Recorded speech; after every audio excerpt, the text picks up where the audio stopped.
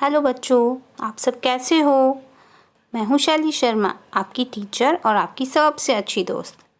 क्या आप जानते हो आज हम कौन सी कहानी सुनेंगे? तो बच्चों, आज की कहानी का नाम है चूहे और चूहिया की शादी।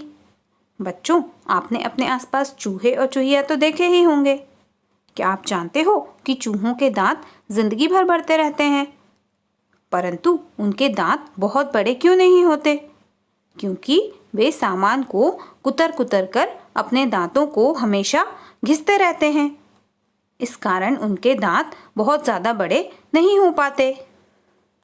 तो बच्चों, आज की कहानी भी एक चूहे और चूहिया की ही है। बहुत पुराने समय की बात है। गंगा नदी के किनारे पर एक बड़ा ही सुंदर सा आश्रम था। इस आश्रम में एक स्वामी जी रहते थे। वे बड़े ही ज्ञानी थे। उनके प्रवचन सुनने के लिए लोग दूर दूर से आते थे।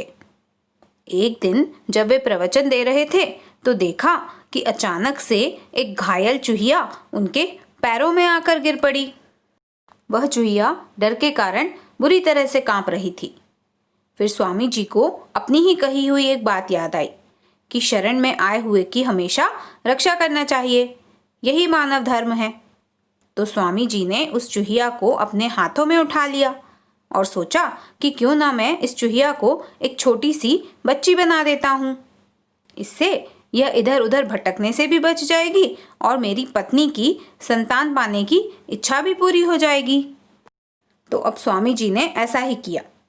अब वे उस चूहिया को बच्ची बनाकर अपने साथ अपने घर ले आए और उनकी पत्नी उसे देखकर बहुत खुश हुई।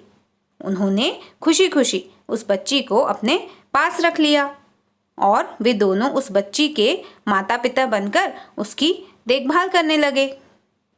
धीरे धीरे वह बच्ची बड़ी होने लगी और एक दिन ऐसा आया कि वह शादी के लायक हो गई।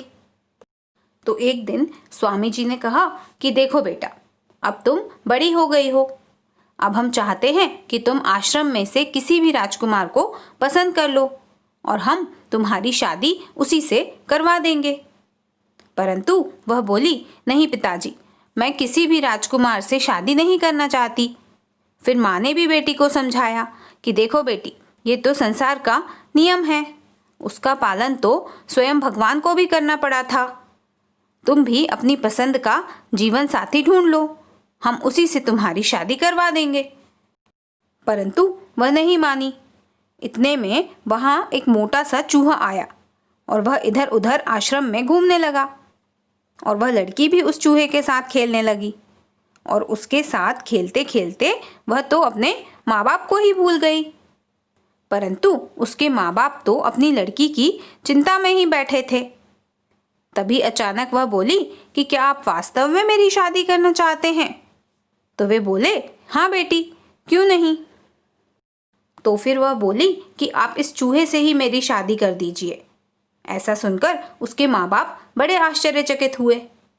परंतु फिर स्वामी जी को याद आया कि ये तो वास्तव में एक चूहिया ही है, इसी कारण इसे ये चूहा पसंद आया है। अब स्वामी जी ने अपनी शक्ति से उस लड़की को वापस चूहिया बना दिया और उसकी शादी उस चूहे के साथ करवा दी। तो बच्चों, मोरल ऑफ द स्टोरी आज मैं आपको नहीं बताऊंगी, बल्कि आज आप मुझे कमेंट करके बताएंगे।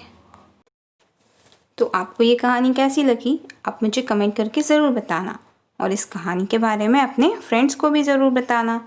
और हाँ, वीडियो को लाइक, शेयर और चैनल को सब्सक्राइब भी ज़रूर करना।